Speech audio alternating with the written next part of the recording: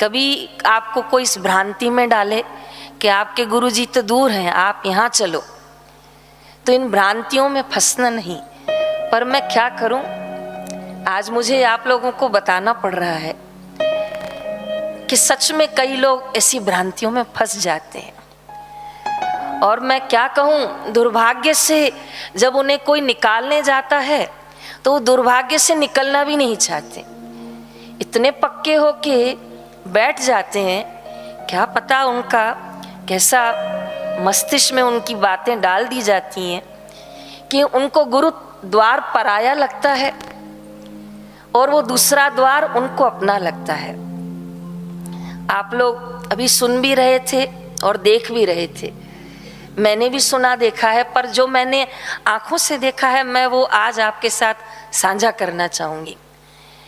हमारे महिला आश्रम में स्थान का नाम राजसम्मत आमेठ, वहां से 2-3 बच्चियां आती थी एक ही घर से।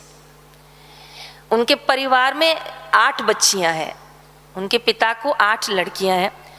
भाग्यशाली माता पिता कि उनके घर में देवी शक्तियां इतनी सारी, तो उन्होंने इतने अच्छे संस्कार दिए 8 बच्चियों को कि थोड़ी थोड़ी जैसे बढ़ती गई, तीसरे चौथे में आई तो वो उनको अपने साथ आश्रम ले आते थे और सबको उन्होंने सारस्वत मंत्र दिलाया।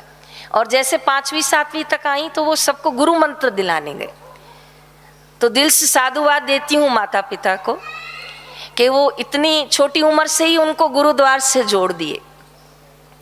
लेकिन मैं मेरा अनुभव क्या साझा करना चाहूँगी कि एक दिन मैं सुबह सुबह आश्रम आई थी और यहीं बड़दादा के सामने एक बेंच है, यहाँ पर, यहाँ इधर मैं यहीं बैठी थी तो एक पिता माता और 1-2 सदस्य और होंगे, कुल 4-5 लोग थे। वो मुझे पहचान गए होंगे और मुझे कहा रेखा दीदी हरिओम। हरिओम कहा मैंने, तो मैं यहाँ किसी काम से आई थी एक बहन के साथ।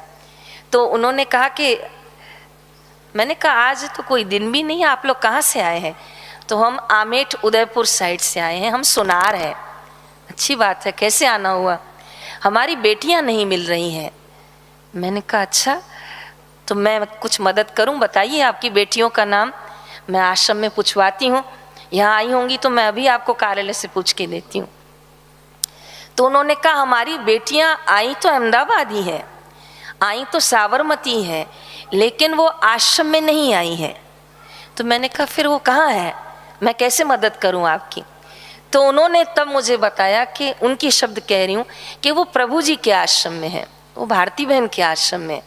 तो मैंने कहा आप तो कह रहे हैं दीक्षा बापू जी से ली है, तो आप तो कह रहे हैं कि मैंने बचपन से उनको सारस्वती मंत्र दिलाया, बड़ी हुई तो गुरु मंत्र, तो वहाँ कैसे गई फिर? तो कहा बहन जी आती तो महिला आश्रम ही थी, करती तो महिला आश्रम वासी बच्चियों के साथ सेवा थी, उन्हें भक्ति। कहा वो उनको वहाँ ले जाती थी और लेती गई और महिला आश्रम में किसी को पता ही नहीं चला कि कब बच्चियाँ वहाँ जा रही थी। और जाते जाते एक दिन ऐसा आया, हमें सुबह सुबह छुट्टी मांगी कि हम जा रहे हैं, तो हमें बड़ी खुशी थी आश्रम जा रहे हैं। तो मैंने कहा ठीक है हम भी आएंगे आश्रम लेने। तो कहा नहीं आश्रम मत आना, हम आश्रम नहीं जा रहे हैं। तो कहा कहाँ जा रहे हो?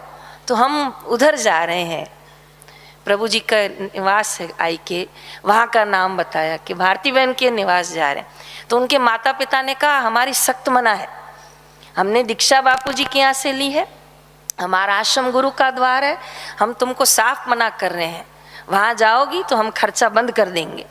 तो उन्होंने कहा भले खर्चा बंद कर दो, फिर तुमको कैसे रखेंगे, हम जैसे भी रहेंगे पर हम जाएंगे वहाँ। तो माता पिता बड़े हैरान हो गए कि हमारा खून, हमारा वंश, हमने ही दीक्षा दिलाई, हमने ही सरस्वती मंत्र दिलाया, हमने ही अच्छे संस्कार दिए, और इतनी ताकत कहाँ आई कि हमारे ही विरोध में खड़ी हो रही हैं। तब माता पिता बड़े पीड़ित होकर उनको 2-3 बार लेने आए, और जब वो एक बार उनको वापस लेके गए घर, तो उनके गले में उन्होंने काले धागे में पूज्य श्री का लॉकेट डाल रखा था।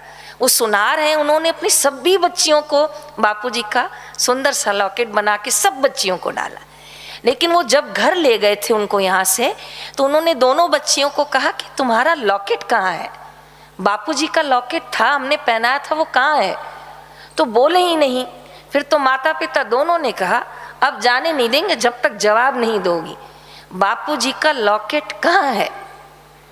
तो आखिर उनमें से एक बच्ची, कोमल और महिमा इन बच्चियों का नाम है, मैं मन से एक शब्द नहीं बोल रही हूँ, गुरुदर को स्पर्श करके बोल रही हूँ। उनके माता पिता मुझे इसी बेंच में मिले हैं, कई आश्रमवासी इस प्रसंग के साक्षी हैं।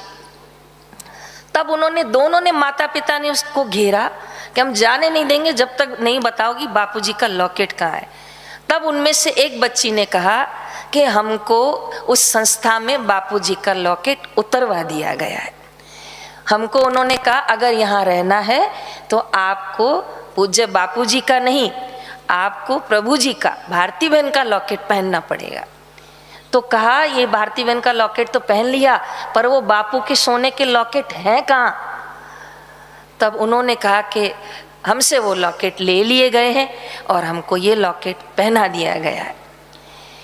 तो ऐसा कड़वा अनुभव सुनकर सुबह सुबह, मैं सच कह रही हूँ, हृदय से मैं इतनी अस्त व्यस्त हो गई, पीड़ा में हो गई कि कितनी मेहनत से इनके पिताजी ने इनको बापूजी से जोड़ा, और बापूजी की कितनी करुणा कृपा। कल भी 2 बच्चियां भावनगर से आई हैं, उनकी दादी कह रही थी बहन जी हमारी बापूजी को तरफ प्रार्थना रखना ना कि इनको सारस्वती मंत्र कब मिलेगा। पूरे देश से लाखों बच्चे तैयार खड़े हैं कि बापूजी केवल हाँ बोले तो पूरा पंडाल छोटा पड़ जाएगा, सरस्वती मंत्र लेने के लिए इतने बच्चे तैयार खड़े। और ऐसे पवित्र स्थान पर आकर माता पिता ने उनको यहाँ तक लाया और उनको कहाँ से कहाँ मोड़ दिया गया। तो ऐसी सुंदर बगीचे में सुंदर फूल खिले हैं, उनको वहाँ से तोड़ना।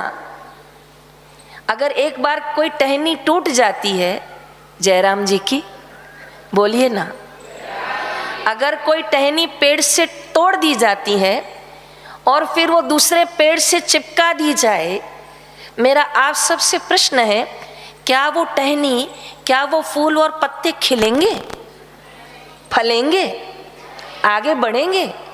क्योंकि वो मूल से तो, बोलो ना विद्यार्थी, टूट गए। तो किसी को मूल से तोड़ना और फिर उसको आर्टिफिशियल दूसरे नकली सिद्धांत डाल के उसको जोड़ना, ये कहाँ का मार्ग है?